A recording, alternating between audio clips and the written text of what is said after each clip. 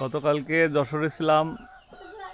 যশোরে থেকে সেই বৃষ্টির যে ভয়াবহ আবহাওয়ার যে একদম অন্ধকার নেমে আসছিল সেটা দেখিয়েছিলাম। আজকে বাড়িতে আছি,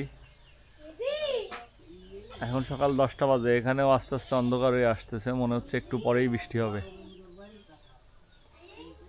এখন সেই ধান কাটার সিজন চলতেছে। এখন যাদের ধান আজকে কাটা হয়েছে, আজকে যদি বৃষ্টি হয় তাদের অবস্থা আজকে কি হবে চিন্তা করেন। আর আমাদের ধানও পেকে গেছে।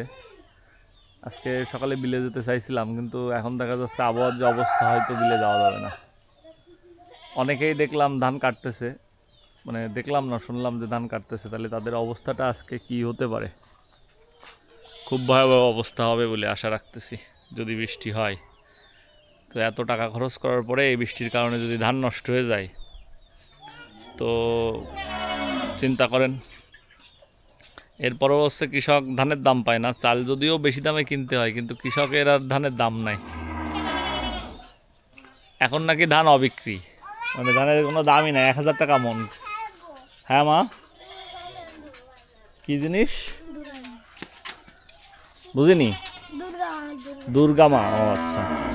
একটু পরেই বৃষ্টি চলে আসবে, তখন কিন্তু বাইরে খেলা করা যাবে না।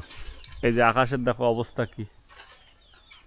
হ্যাঁ, আজকে শিলাবৃষ্টি যদি হয় তাহলে আমও সব নষ্ট হয়ে যাবে। কিন্তু মুশকিল হচ্ছে, শহরের মানুষ যদিও বেশি দাম দিয়ে খায়, কিন্তু গ্রামে কিন্তু দাম নাই, ধানের দাম নাই, অথচ চালের দাম কিন্তু কম নাই। যেখানে লেবু ধর। কি মা, কে আইছে?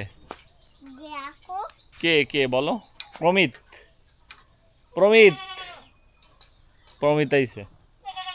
এই যে এই যে এই যে দুষ্টুমি শুরু হয়ে গেছে। এই যে কে দুষ্টু, তাহলে বোঝা গেছে এইবার। হ্যাঁ, হুম, ভোট হবে। কে দুষ্টু, সিজন দুষ্টু বেশি না অরুণিতা দুষ্টু বেশি? ওই জেঠিমা কিন্তু বলেছে অরুণিতা দুষ্টু বেশি। জেম্মা, ও আচ্ছা, জেঠিমা না জেম্মা।